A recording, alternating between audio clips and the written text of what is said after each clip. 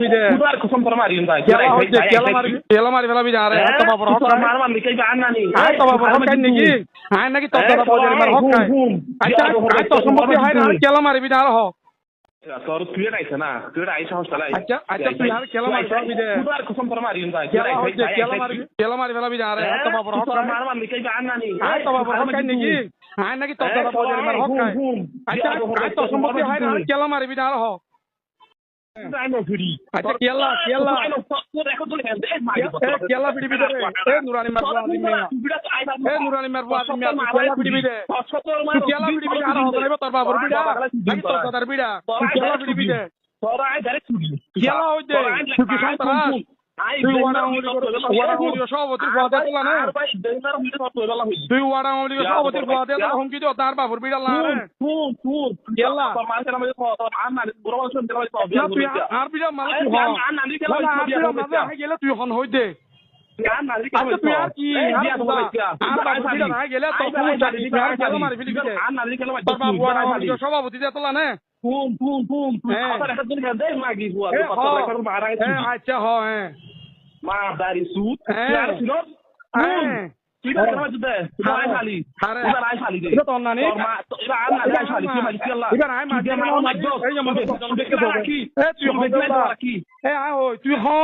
আসসালামু আলাইকুম। আমার নাম মোহাম্মদ জাভেদ ইকবাল।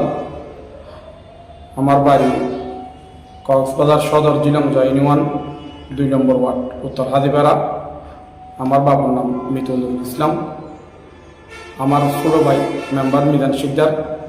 আমি দীর্ঘদিন ধরে জায়গা জমি নিয়ে আমার বিটা নিয়ে সমস্যায় আছি। আমি দীর্ঘদিন লিঙ্ক রোডে বসবাস করতেছি। আমার 3টা ছেলে মেয়ে। আমি এখন প্রাণনাশের হুমকিতে আছি। আজকে 20 থেকে 25 বছর 30 বছর আমি লিঙ্ক রোডে থাকি আমার খালার বাড়িতে।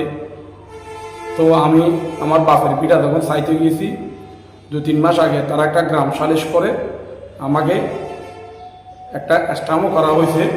আত্মীয় স্বজন মেম্বার সহকারে মিলে হাজিপাড়ার যারা এলাকার লোকজন আছে তারা সহকারে সবাই মিলে। তো ওখানে আমার বাপের পিঠাটা আমাকে বোঝাই দেওয়ার কথা ছিল। তো 3 মাস যাবৎ তারা আমাকে বাপের পিঠাটা বোঝাই দেয়নি। তো আমি যখন আমার আম্মুর সাথে আলাপ করতে গেছি আমার আম্মা আমাকে অনেক বকাশকা করছে। তো আমি বকাশকা শুনে আমি চলে আসি 25 তারিখ 4:30টার দিকে। পরে 7টার দিকে আমি যখন লিঙ্ক রোডে আসি আমাকে আমার সৎ বোনের ছেলে নুরুল আজিম সে নাকি অ্যাডভোকেট। তো আমাকে মেরে ফেলার জন্য হুমকি দিয়েছে। আমার মোবাইলে রেকর্ড আছে। আমি এখন বাঁচতে চাই। আমার 3টা ছেলে মেয়ে আমি একটা সদর থানায় জিডি করেছি ওর নামে। সে আমাকে মেরে ফেলার জন্য হুমকি দিয়েছে। আমার 3টা ছেলে মেয়ে আমি হাজিপাড়ার যারা নেতৃবৃন্দ আছে রাজনীতি করেন আমি আমার চাচারা ভাইয়েরা তাদের কাছে আমি আকুল আবেদন আপনারা আমাকে বাঁচান, আমার পরিবারকে বাঁচান। সে আমাকে মেরে ফেলার জন্য হুমকি দিয়েছে। আমার মোবাইলে রেকর্ড আছে। আপনারা ওইটা আমি ওখানে ফেস করব। তো আপনারা আমাকে বাঁচান। আমার বিটাটা আমার জমিটা আমার বাপের বিটাটা আমি যতটুকু পাবো আপনারা যদি আমাকে একটু সহযোগিতা করেন আমি আপনাদের কাছে চিরকৃতজ্ঞ থাকিব। আসসালামু আলাইকুম সম্মানিত এলাকাবাসী। আমি প্রাণনাশের হুমকিতে আছি। আমার নাম মোহাম্মদ জাভেদ ইকবাল। বাড়ি উত্তর হাজিপাড়া। মেম্বার মিজান শিকদারের বড় ভাই আপন। আমাকে আমার সৎ বোনের ছেলে গুলি করে মেরে ফেলবে বলছে। আমাকে হুমকি দিচ্ছে। আমার মোবাইলে রেকর্ড আছে। আমি একটা থানায় জিডি করাইছি। আমি আইনের আশ্রয় নিচ্ছি। আমি আইনের সহযোগিতা চাচ্ছি। আমি এলাকার হাজিপাড়া এলাকার সিনিয়র যারা নেতৃবৃন্দ আছে সমাজসেবক আছে মসজিদ কমিটি সমাজ কমিটি রাজনৈতিক নেতৃবৃন্দ কাছে আমি প্রাণ ভিক্ষা চাচ্ছি। আমার 3টা ছেলে মেয়ে আমাকে আমার সৎ বোনের ছেলে আজিম তার পিতা নুরুল আলমের ছেলে আজিম আমাকে মেরে ফেলবে বলে হুমকি দিছে। মোবাইলে রেকর্ড আছে আমার। তো আমি বাঁচতে চাই। আমার 3টা ছেলে মেয়ে আছে, আমার ওয়াইফ আছে। আমরা সবাই বাঁচতে চাই। আপনারা আমাকে সহযোগিতা করুন। আমার কিছু বাপের সম্পদের জন্য তারা আমাকে এভাবে হুমকি দিয়ে আসতেছে। তো আমি কিছুদিন আগে কুরবানির 2-1 দিন আগে আমি বাড়িতে যাই হাজিপাড়ায় আমার মায়ের কাছ থেকে কথা বলার জন্য। এই জন্য যাই ওইখানে একটা বিচার সালিশ হয়েছিল 3 নম্বর ওয়ার্ডের মেম্বার আমার মামা নাজির হোসেন সদগর এলাকার প্রতিনিধি যারা আছে সবাই মিলে একটা সালিশ হয়েছিল। ওখানে মিজান মেম্বারের বন্ধুবান্ধবরা ছিল, শুকুর, আবদুল্লাহ, আরমান, ইমরান, এরা সবাই ছিল। একটা সালিশ হয়েছে ওর জমিটা, ওর বিটার যে জায়গাটা আমার কাছে নাকি 80% চলে আসছে। তো 80% থেকে আমি 60%, আমার 60% জমি বিটার জায়গা আমি আমার বড় মায়ের ছেলেদেরকে বিক্রি করব, কারণ নাকি ওর কিছু দার দেনা আছে ওগুলো দেওয়ার জন্য। আমি একমত। তো এরা, আমার একটা শর্ত ছিল, এরাও ওইটা রাখছে সবাই।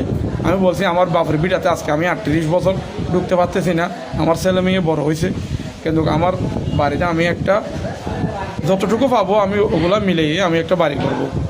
তো এরা সবাই রাজি হয়েছে, একটা স্ট্যাম্প করে সিগনেচার করছে সবাই মেম্বার সহকারে। তো রাজি হওয়ার পরে তখন আমাকে বিটাটা মেপে দেওয়া হয় নাই, আমাকে প্রাণনাশের এখন হুমকি দিচ্ছে।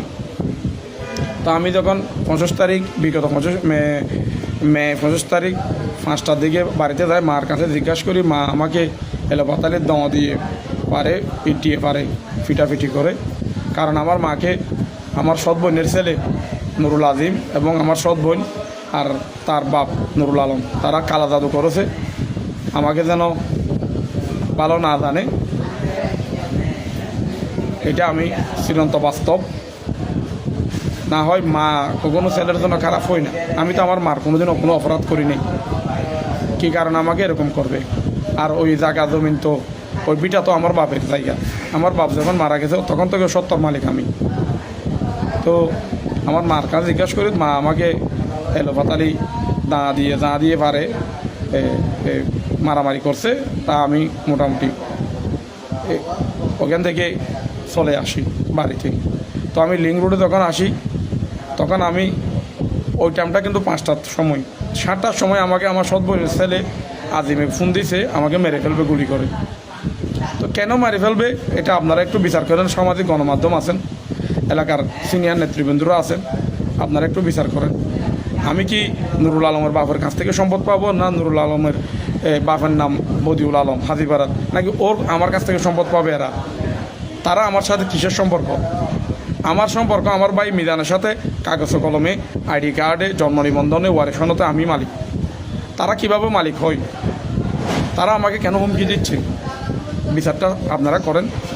আমি থানায় একটা জিডি করাইছি, আমি আইনগত ব্যবস্থা নেব। ও নাকি অ্যাডভোকেট, ও কিসের অ্যাডভোকেট? এরকম উচ্ছৃঙ্খল আমাকে গালাগালি করে এবং আমাকে মেরে ফেলার হুমকি দেয়। আমি উকিল বারের সভাপতি মন্নান ভাইকে দৃষ্টি আকর্ষণ করছি, টিউনো মহাদয়কে, ডিসি মহাদয়কে দৃষ্টি আকর্ষণ করছি। আপনারা একটু সুদৃষ্টিতে দেখবেন ও আমাকে কীভাবে মেরে ফেলে। আমার 3টা ছেলে মেয়ে আছে, আমি এখন প্রাণনাশের হুমকিতে আসছি, আপনারা একটু দেখেন। উকিল বারের সভাপতি মন্নান ভাইকেও জিজ্ঞাসা বলতেছি, আপনি হাজিপাড়ায় আছেন, একটু বিষয়টা নিয়ে একটু নজর দেবেন। ও কীভাবে এভাবে বেপরোয়া হয়ে যেতে পারে। আসসালামু আলাইকুম।